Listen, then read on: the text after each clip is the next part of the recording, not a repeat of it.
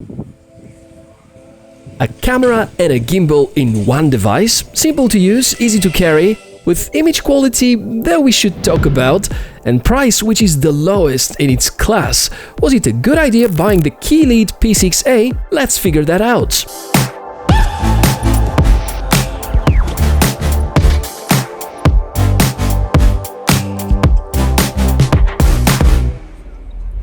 Welcome everybody, Tech4O channel here, and you're looking at the P6A, that strangely sounding name for a videography tool, which I've been teasing a few times via our social media channels, and turns out to be an interesting alternative to similar popular devices like DJI Osmo Pocket and Fimi Palm, at significantly lower price, but also having some drawbacks compared to the already mentioned.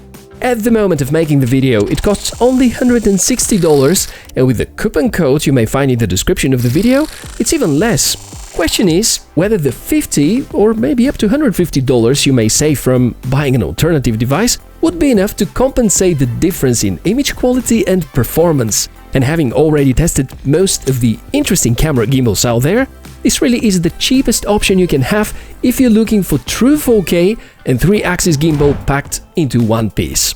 The unboxing part won't strike you with awesomeness. It's a modest pack containing just a cable, short instructions leaflet, a strap, and the P6A itself, which arrives with this protective rubberized, cheaply looking case. Very obviously, the precision of making the parts is different to the silky smooth crafted, smaller cousins, like the Xiaomi Pocket for instance. In short, build quality is not that good, design feels outdated, and it looks like as if it is a few generations older, especially placed side by side with the mentioned Xiaomi Tech device. Looks like the display could have been better glued. On the other side, the slightly larger body feels better in the hand, and I would easily trade bigger size for greater battery life. There's a mounting thread at the bottom, together with the speaker, microphone on the front, 2 buttons and a touchscreen. Specs are in fact promising, very good processor known for its decent performance from many recently released action cameras with it, a 13-megapixel Sony image sensor, field of view of about 110 degrees, 1.4-inch touchscreen, 1600 mAh battery, which would last between hour, maybe hour and a half, Wi-Fi Type-C port, the mounting thread, and the nice software features and functions that I will talk about in a moment. And if you're wondering whether that USB port will recognize an external microphone, doesn't seem to be the case.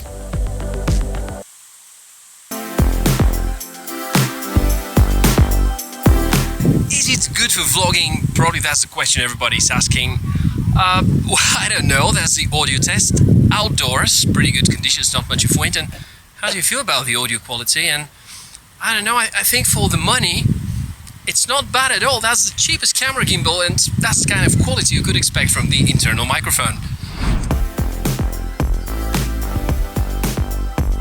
There are a few great points to note about the P6A. First, the gimbal seems to be working pretty well. 3-axis stabilization, which often is at a very good level.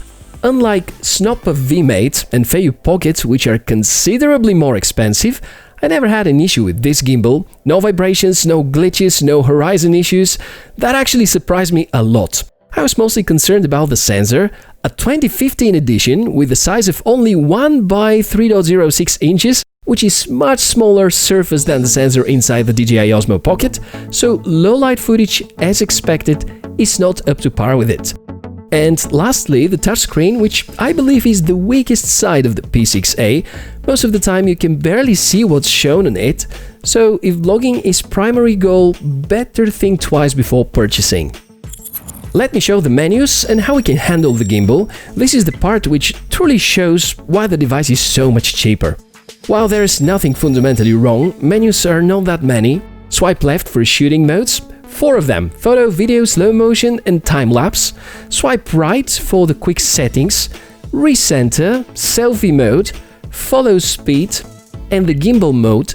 You can choose between pan follow, FPV, tilt locked, and the so-called half follow, which perhaps is there because they couldn't implement the all lock mode. There even is no software slider to let you adjust the position of the head, which makes controlling it way more challenging and not suitable for smooth panning and rolling shots that we can take with the Osmo Pocket. Neither is the face tracking feature available. The most usable mode is therefore FPV, and that's the default when you power on the P6A. Let's have a look at more footage and more samples. We count on resolutions up to 4K, and it's true 4K if you wonder, no interpolation because the sensor has 13 megapixels, whereas at least around 8 are needed for true 4K. I can say some good and some bad things about the footage.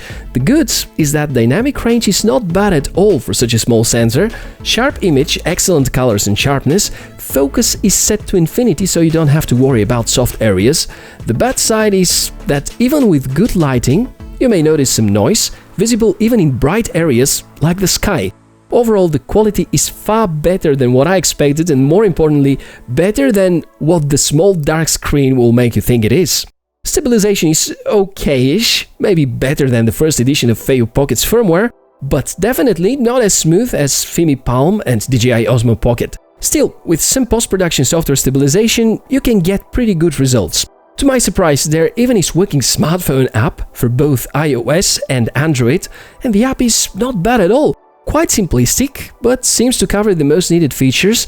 However, I found no firmware update section, no joystick controls, and again, no face tracking and not too many config options. Well, in line with what we noticed for the P6A so far.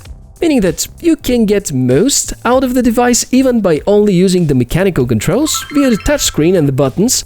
The side button is the power button and the mode button at the same time. The back button is used as a shutter button. Quite a weird decision, but honestly, you can get used to that pretty quickly. Press the mode button 2 times and you're in selfie mode, 3 times to reset or recenter. Also, it's worth mentioning that for the few weeks of using, I have never had a freeze of the gimbal, and menus were well responsive and operational during the whole time, so was the smartphone app. And I have experienced a number of challenges of that kind with both Snopper V-Mate and the Fimi Pocket.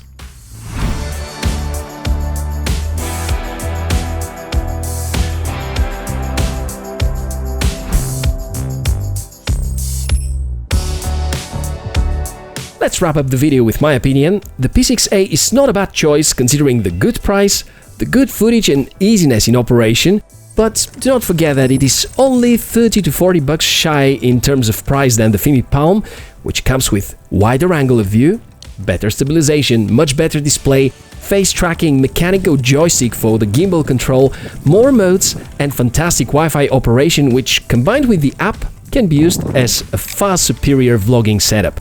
I think comparing to the DJI Osmo Pocket at this point makes no sense at all, because there's a pretty big gap in the quality and the features, but the P6A by Keelead is reasonably priced camera gimbal for everybody that just begins exploring the world of photography and videography and needs a starting point to decide what's next.